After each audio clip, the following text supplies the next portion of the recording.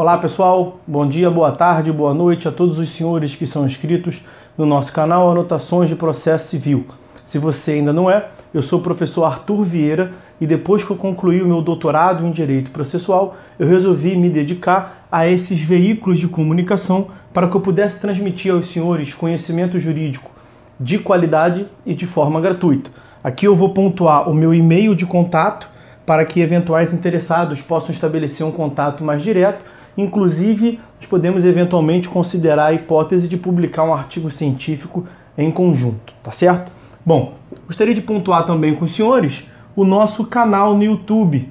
Se você ainda não é inscrito, basta clicar no ícone do livro que fica no canto inferior do vídeo para que você se inscreva. Sugiro também que você clique no ícone do sininho para que você possa ativar as notificações dos vídeos que são constantemente disponibilizados por aqui.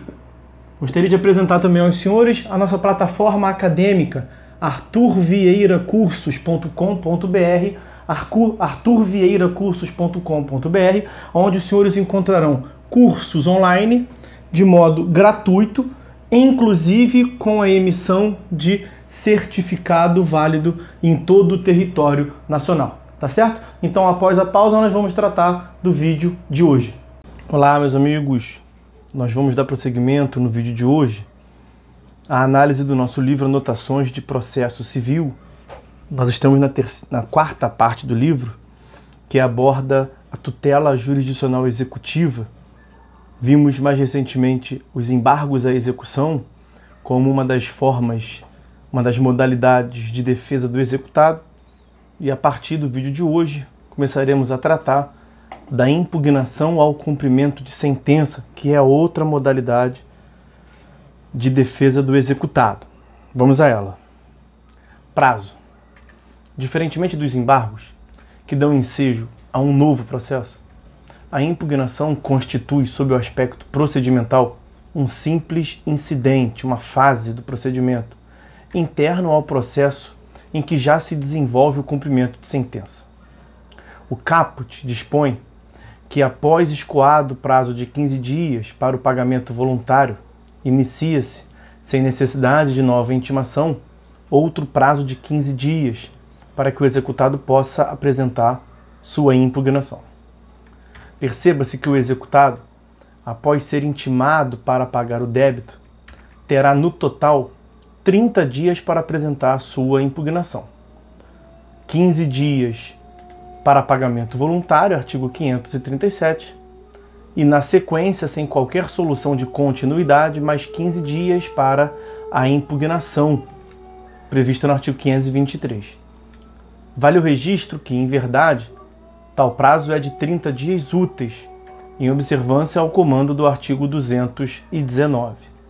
No que tange à aplicabilidade do artigo 229, segundo o qual será dobrado o prazo quando os litisconsortes têm diferentes procuradores, pode-se adotar, no que tange ao prazo para impugnar, entendimento diferente daquele aplicável aos embargos.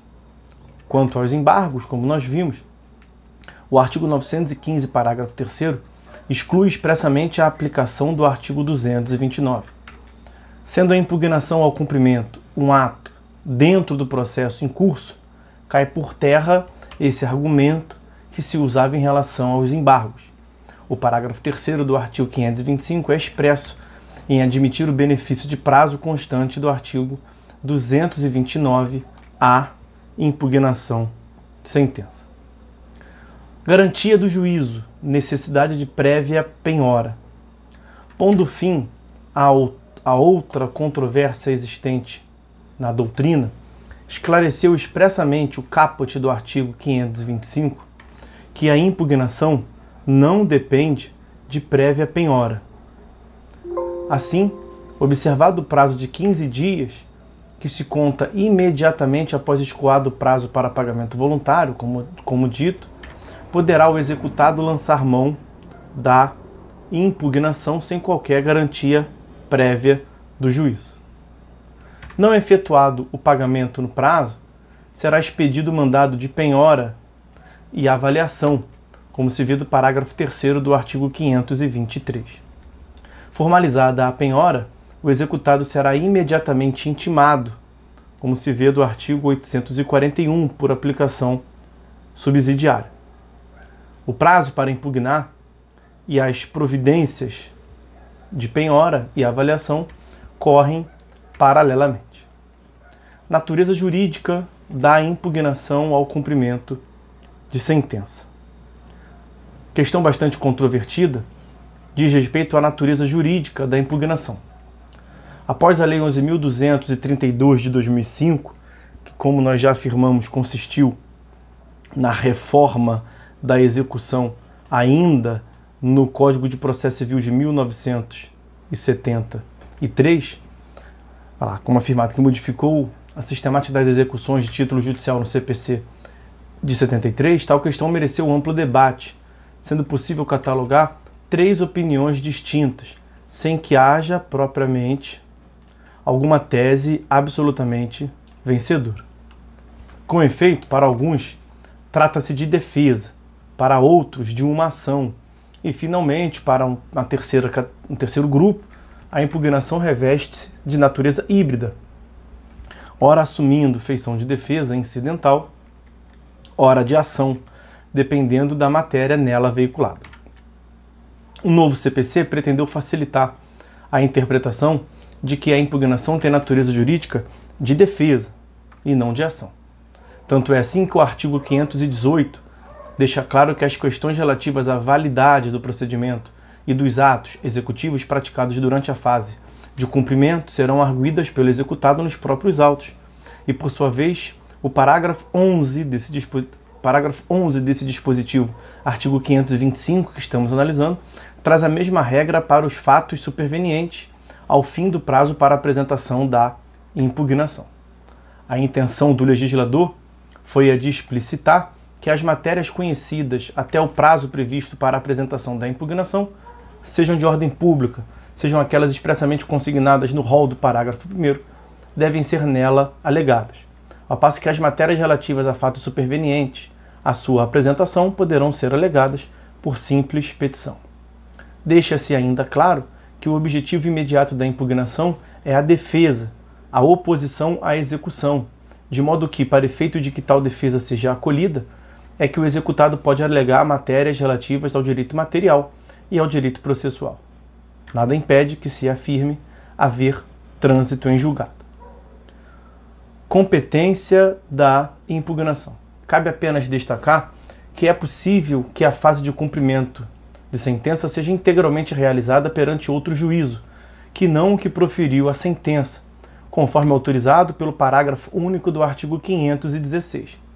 Nesse caso, a impugnação também será de competência desse juízo, ou excepcionalmente do juízo da comarca em que se realizar a penhora por carta, e não do juízo que proferiu sentença exequenda. Próximo tópico: atribuição de efeito suspensivo. A impugnação, tal como também se passa com os embargos, a execução desde a Lei 11.382 de 2006, que alterou o CPC de 73 ainda, não implica a automática suspensão da execução, como se extrai do parágrafo 6º do artigo 525. Dessa forma, a impugnação não impede a prática dos atos executivos, inclusive os de expropriação.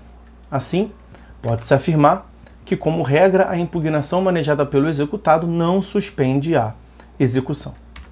A segunda parte desse mesmo dispositivo traz, contudo, a possibilidade de o juiz atribuir, com base num critério ope iudice, o efeito suspensivo. Nestes termos, caberá ao juiz, à luz das circunstâncias do caso concreto, decidir se atribui efeito suspensivo à impugnação. Para tanto, exige-se a presença concomitante dos seguintes requisitos. Primeiro dos requisitos, que haja requerimento do executado. Segundo requisito, que o juízo esteja garantido por meio de penhora, caução ou depósito suficiente. Terceiro requisito, relevância dos fundamentos arguidos na impugnação, fumus boniuris. E quarto requisito, a possibilidade de causar ao executado grave dano de difícil ou incerta reparação, que seria o periculo in mora. Preenchidos, portanto, esses requisitos, o juiz pode vir a conceder efeito suspensivo à impugnação.